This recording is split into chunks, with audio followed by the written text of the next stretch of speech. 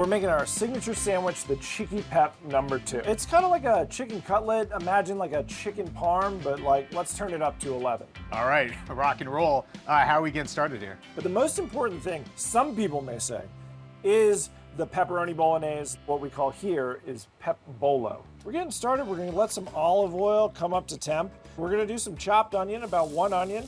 Now you hear that good sizzle going on there.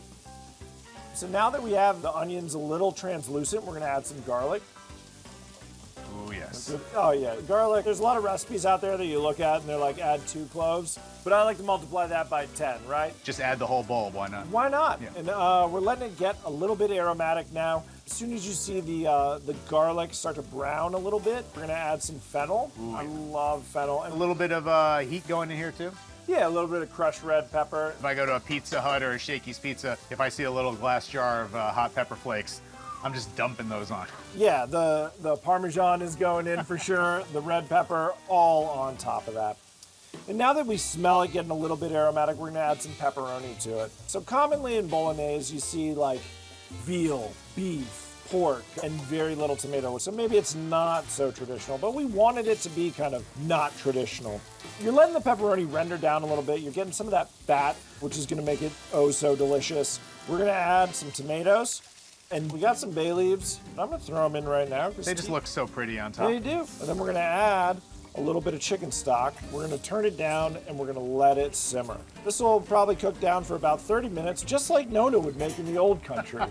And while we have the simmering, what we're gonna do is we're gonna make our chicken cutlets. So why don't you follow me down here and we'll make some cutties. All right. Starting with, looks like we have a little chicken thigh right here. We do, pounded out chicken thigh. We are strong believers in the chicken thigh for the cutlet. I love the fat content. We call these known as cutlets. I think it's an ode to, obviously, Shara's grandmother, but also, this is our kicked up version of shake and bake. All right, but deep fried instead of baked. Correct, always better that way. So we're gonna start with egg and then move into our seasoning, okay? So to get it nice and covered, we're gonna put it in our breading. So it's Italian breadcrumbs, a little bit of Parmesan, garlic, oregano, onion, and lastly, we put in our secret ingredient here, which is MSG. Ooh, and you know, when I was a kid, MSG got such a bad rap, but I think we all know now it just makes your food taste even better. Yeah, delicious umami kind of flavor going on. We're gonna go ahead and drop these down. We're gonna fry these at 270. And 270, that's pretty low for deep frying, right? Correct, but what we want is to cook them all the way through, but we don't want to fry them fully because we're gonna finish them to order. So Seth, this is gonna par fry for about 5 more minutes. After these are fried, we're gonna let them rest. And then we're gonna fry them again, but at a higher temperature. While our cutlets are resting, we're gonna finish our pep bolo. This includes taking the bay leaves out and fortifying with butter, and then we're gonna blend it with an immersion blender.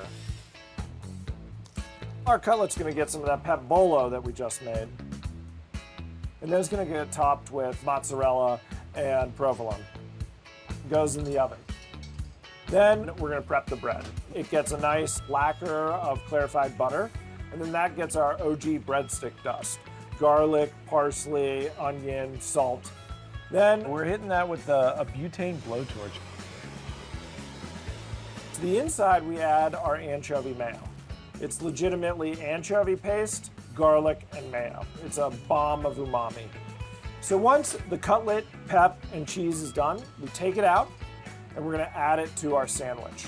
Then we're gonna top it with a little long hots.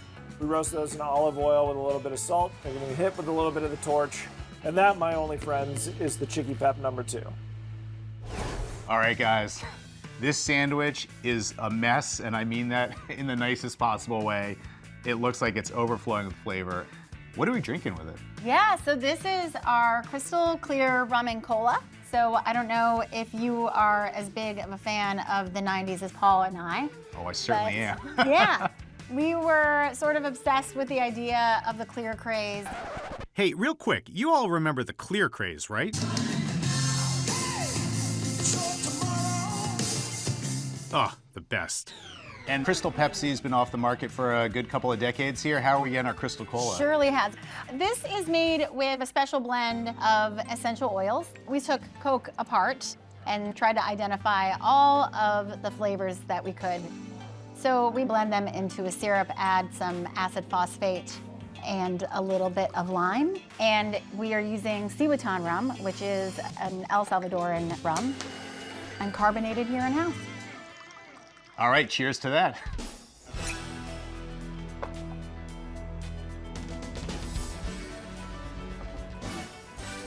All right, well, be still, my 12-year-old heart. I can hear the Van Halen music playing in my head. You and me both. But Chicky Pep #2 time? Let's go. All right, digging right in. Oh, wow. All right, just a 10 out of 10. Oh, wow. Warm and delicious. Those pepperoni flavors and all that cheese is complemented also so nicely with those roasted peppers on top. This is an adult sandwich, so a little mix of nostalgic flavors, a little heat, and goes great with the cocktail.